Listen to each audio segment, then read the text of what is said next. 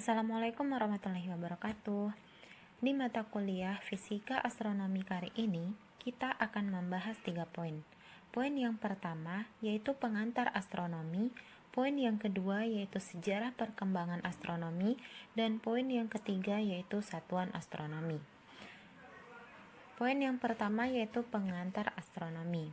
Apa sih astronomi itu? Astronomi berasal dari bahasa Yunani yang terdiri dari dua suku kata.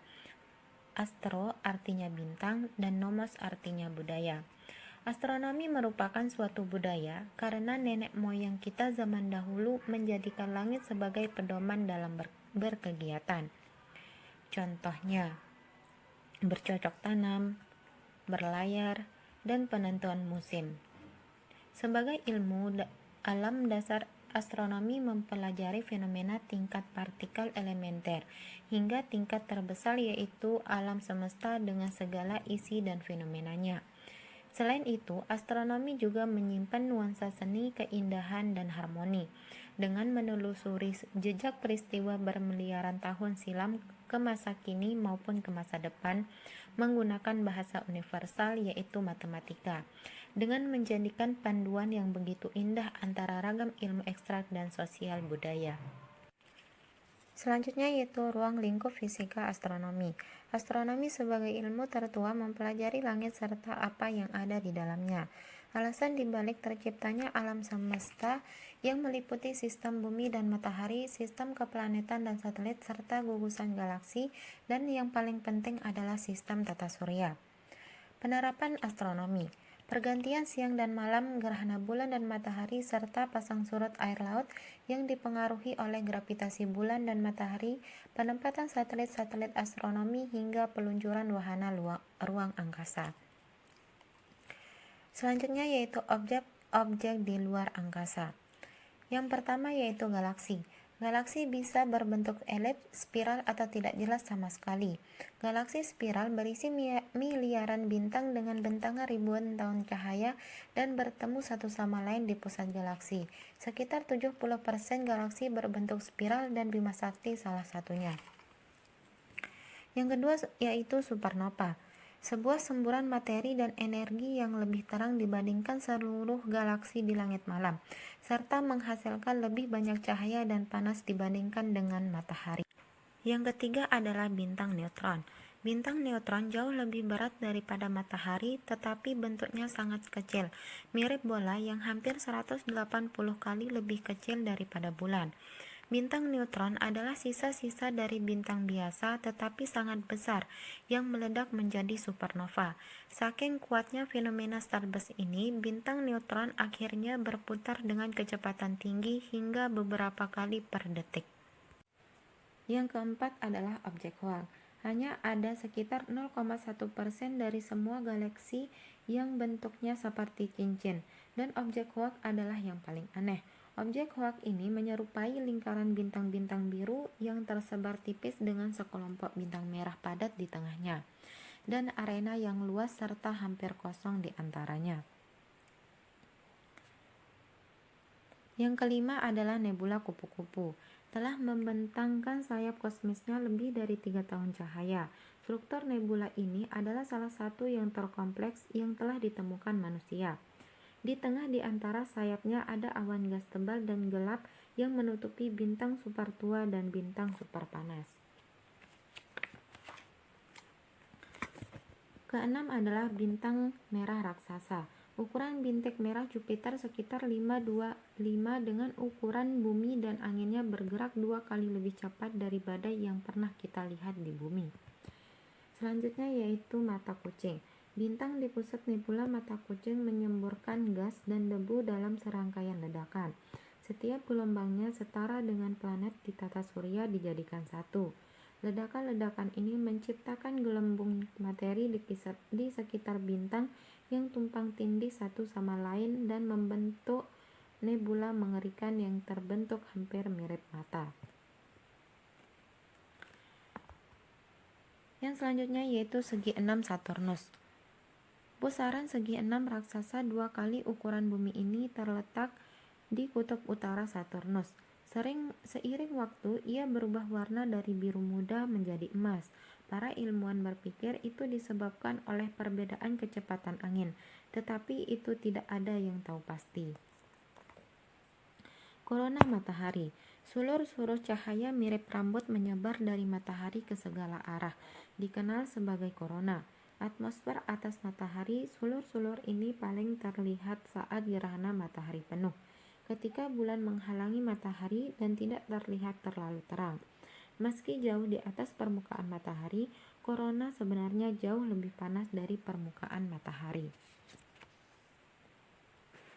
Sistem bintang Rho Apicus. Awan gas ini adalah salah satu objek yang paling banyak ditonton di langit malam.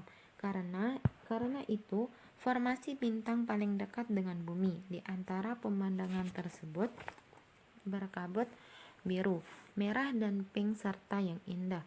Juga dapat melihat bintang-bintang yang baru terbentuk dengan cakram gas panas tebal di sekelilingnya. Galaksi yang bertabrakan. Saat dua galaksi mendekat, gravitasi membuat keduanya saling menarik. Corong bintang menyebar dari masing-masing galaksi lalu bertabrakan. Kedua galaksi ini sebenarnya saling melewati, dengan beberapa bintang terlempar ke arah yang baru atau hancur dalam lubang hitam. Kedua galaksi ini kehilangan bentuknya yang khas dan akhirnya kedua pusat galaksi bergabung. Lubang hitam tak terlihat. Meski menakjubkan, sebenarnya tidak benar-benar indah karena kita tidak bisa melihatnya. Sebaliknya, kita cuma melihat objek-objek yang ditelannya dan aliran gas super panas yang dihirupnya dikenal sebagai piringan akresi. Bahkan, foto lubang hitam terkenal yang punya kita sekarang adalah gambar dari piringan akresinya. Dan melihat piringan itu sendiri dengan mata kepala kita tentu menjadi pemandangan yang super indah. Bumi dari luar angkasa. Kita belum menemukan sesuatu yang lebih indah dibandingkan dengan planet rumah kita. Lautan yang luas dan warna hijau serta coklat dari tanahnya tampak begitu indah dari atas atmosfer. Pembahasan yang kedua adalah sejarah perkembangan astronomi. Luar angkasa di mata manusia. Zaman belum ada kompas, apalagi GPS. Manusia bergantung banget pada matahari, bulan, dan bintang buat menunjuk arah kalau lagi dalam perjalanan. Para pelaut zaman dulu juga bergantung sama matahari serta rasi bintang untuk menunjuk arah, termasuk para pelaut Bugis yang dikenal piawai dalam menentukan arah saat berlayar dengan menggunakan pengetahuan astronominya. Sementara untuk menunjuk waktu, bukti arkeologis menunjukkan ada 1500 tahun sebelum Masehi, bangsa Mesir kuno sudah menciptakan sundial atau jam matahari. Bahkan waktu Candi Borobudur dibangun juga memanfaatkan ilmu astronomi di masa itu. Peletakan batu pertama mengikuti arah Polaris atau bintang utara dan selanjutnya mengikuti bintang-bintang sebagai petunjuk arah saat membangun candi. Meski belum ada teknologi canggih dalam teleskop, juga baru ditemukan pada abad ke-17, orang-orang klasik sudah mengembangkan astronomi sebagai ilmu. Jadi, menurut mereka, langit bukan hanya tempat tinggal dewa dan dewi, tetapi banyak misteri di luar angkasa sana yang harus mereka pelajari. Para ahli astronomi awal mula bermunculan, salah satunya adalah Ptolemei. Ahli astronomi dari Yunani di abad kedua Masehi membuat tulisan bernama Almagest. Di dalamnya Ptolemei menulis hitung-hitungan matematis pergerakan planet dan bintang-bintang. Ptolemei juga mengembangkan teori geosentris, yaitu teori yang menyebutkan kalau bumi adalah pusat dari tata surya. Selain dari Yunani, bermunculan juga ahli astronomi dari wilayah lain, yaitu Aryabhatiya, ahli astronomi India di abad ke-5 Masehi. Aryabhatiya pertama kali menemukan jika bumi berotasi pada sumbunya dan bulan serta planet-planet tidak memiliki cahaya sendiri, melainkan memantulkan cahaya matahari. Orang-orang Cina sudah memetakan bintang-bintang pada tahun 700 Masehi dan sudah bisa menjelaskan fenomena supernova. Awal mula astronomi modern. Astronomi kuno berkembang karena ketergantungan manusia pada langit serta para penghuninya sebagai penerang, petunjuk arah, menunjuk waktu. Seiring dengan perkembangannya astronomi, teori-teori astronomi kuno mengalami perubahan. Salah satunya teori mengenai bumi sebagai pusat tata surya atau yang biasa disebut dengan geosentris. Saat Eropa memasuki abad ke-8 sampai 13 tahun 1500 sebelum Masehi, dunia Islam berada pada masa keemasannya. Salah satu hal yang paling menarik bagi para ilmuwan muslim di masa itu adalah astronomi. Astronomi di dunia Islam sangat penting bagi dunia Islam karena astronomi berfungsi untuk menentukan arah kiblat, menentukan waktu sholat, dan hitungan tahun Hijriyah tidak mungkin dilakukan tanpa melihat langit dan pergerakan dari benda-benda langit. Buku-buku dari astronomi dari zaman Yunani kuno termasuk Almagest yang ditulis oleh Ptolemy diterjemahkan ke dalam bahasa Arab, dan astronom Ibnu Yunus menemukan adanya kekeliruan dalam tulisan Ptolemy ini. Penemuan Ibnu Yunus tersebut pada akhirnya menjadi dasar bagi Kopernikus untuk menciptakan model heliosentris. Observatorium dibangun pertama kali di masa kekhalifahan Al-Ma'mun ar-Rasyid pada abad ke-8 yang terletak di Baghdad. Dan bukan hanya astronom laki-laki, astronomi perempuan pun bermunculan. Salah satunya adalah Maryam al-Astrolabi, seorang pembuat astrolabe, alat yang digunakan untuk memprediksi posisi matahari, bulan, bintang, dan planet. Berkembangnya astronomi di dunia Islam mempengaruhi kemajuan astronomi di Eropa. Terobosan paling hebat menuju astronomi modern terjadi di tahun 1543 ketika Kopernikus mempublikasikan tulisannya mengenai teori heliosentris, yaitu teori yang menyatakan kalau matahari adalah pusat alam semesta, bukan bumi. Beberapa tahun kemudian, tepatnya tahun 1609, Galileo Galilei merupakan orang pertama yang menggunakan teleskop untuk mengamati langit dan menemukan keberadaan titik hitam matahari, lembah di bulan, dan 4 bulan milik Jupiter. Dari sini mulailah penemuan-penemuan benda langit lainnya seperti cincin, satelit milik Saturnus oleh Christian Huygens, komet Halley, Uranus oleh William Herschel, dan Charles Messier yang menemukan berbagai benda langit seperti nebula dan galaksi. Ilmuwan seperti Johannes Kepler juga menemukan teori seperti teori Kepler mengenai pergerakan planet, hukum Newton dari Isaac Newton, hingga teori relativitas dari Albert Einstein. Perang penjelajah antariksa. Usai Perang Dunia Kedua, menguasai bumi saja tidak cukup bagi dua dunia negara ini, yaitu Amerika Serikat dan Uni Soviet. Persaingan keduanya berlanjut hingga ke ajang perlombaan untuk menciptakan program misil yang kemudian dimanfaatkan untuk penjelajahan ruang angkasa. Sebenarnya, sebelum manusia, yang terlebih dahulu keluar angkasa adalah hewan, yaitu lalat. Setelah lalat, kemudian primata, seperti monyet, simpanse, tikus, anjing, kucing, dan kelinci, menjadi uji coba roket untuk keluar angkasa. Banyak dari hewan-hewan ini malah mati dalam perjalanan.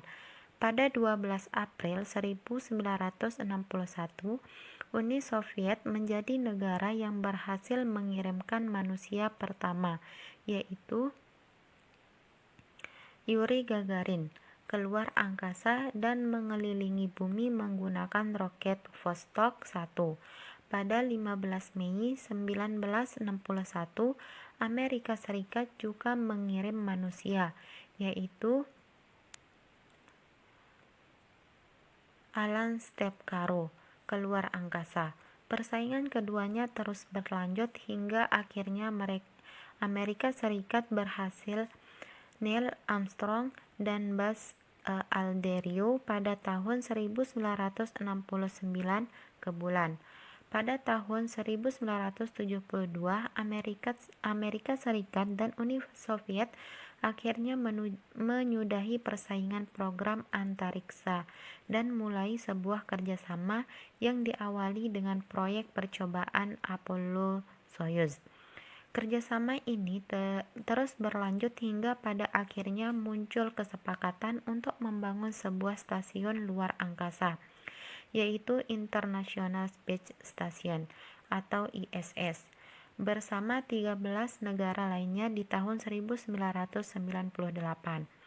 Kurang lebih 10 tahun untuk memasang seluruh komponen ISS ini, dan baru pada tahun 2000 untuk pertama kalinya ISS bisa digunakan untuk penelitian.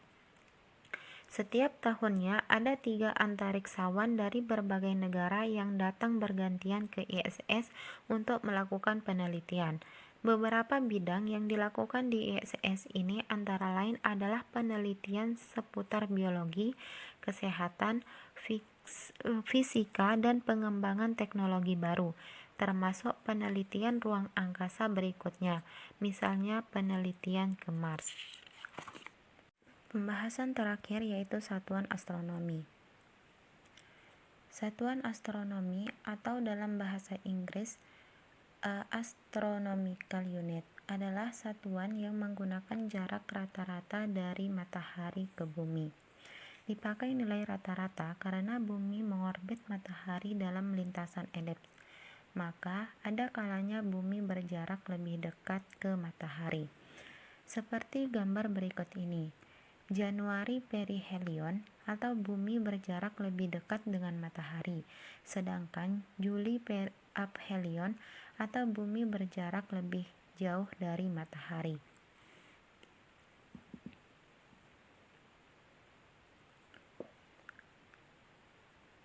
Satu satuan astronomi sama dengan 149.557.870.700 meter atau 150 juta kilometer. Satuan ini sangat berguna untuk memberikan sense tentang jarak benda-benda di langit di tata surya kita. Seperti gambar berikut ini. Jarak antara matahari ke Merkurius yaitu 0,39 satuan astronomi. Matahari ke bumi berjarak 1 satuan astronomi. Sedangkan Neptunus ke matahari berjarak 30,1 satuan astronomi. Tetapi kalau sudah jauh, maka kekuatan untuk ngasih sense tadi sedikit berkurang. Misalnya, jarak bintang terdekat dengan kita Alpacen adalah 26.688.000 satuan astronomi. Satuan tahun cahaya dalam astronomi. Dalam bahasa Inggris, tahun cahaya disebut light year. Cahaya mempunyai nilai kecepatan yang konstan, yaitu C sama dengan 3 dikali 10 pangkat 8 meter per sekon. Sehingga kalau diketahui waktu yang ditempuh cahaya, artinya kita juga bisa tahu jaraknya berapa. 1 tahun cahaya sama dengan jarak yang ditempuh cahaya selama 1 tahun. 1 tahun cahaya sama dengan jarak yang ditempuh cahaya 1 tahun.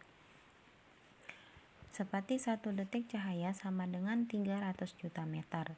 1 menit cahaya sama dengan 60 dikali 300 juta meter sama dengan 18 miliar. 1 jam cahaya sama dengan 60 dikali 18 meter sama dengan 1080 miliar meter. 1 hari cahaya sama dengan 24 dikali 1080 miliar meter sama dengan 25,92 triliun meter. 1 tahun cahaya sama dengan 365 dikali 25,92 triliun meter sama dengan 9.460,8 triliun meter. Satuan parsec. Parsec atau parallax of 1 arc second atau paralaks dari 1 detik busur. Paralaks yaitu pergeseran yang tampak dari suatu objek terhadap latar belakang yang disebabkan oleh perubahan posisi pengamat. 1 arc second atau 1 detik busur yang sebenarnya satu sudut yang sebenarnya.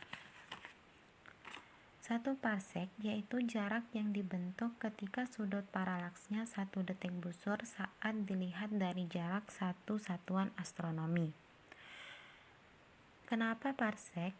Karena pengukuran jarak bintang memang langsung dilakukan dengan observasi. Kalau sudut paralaksnya makin besar berarti jaraknya semakin dekat. Semakin kecil sudut paralaksnya berarti semakin jauh bintang itu.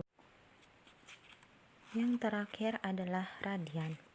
Radian adalah sudut yang dibentuk oleh panjang busur lingkaran yang sama panjang dengan jari-jari lingkaran. Seperti sudut setengah putaran dalam radian, maka hasil yang didapatkan adalah phi. Sedangkan sudut 1 putaran dalam radian, maka hasil yang didapatkan adalah 2 phi radian. Terima kasih sudah menonton video ini, semoga bermanfaat. Wassalamualaikum warahmatullahi wabarakatuh.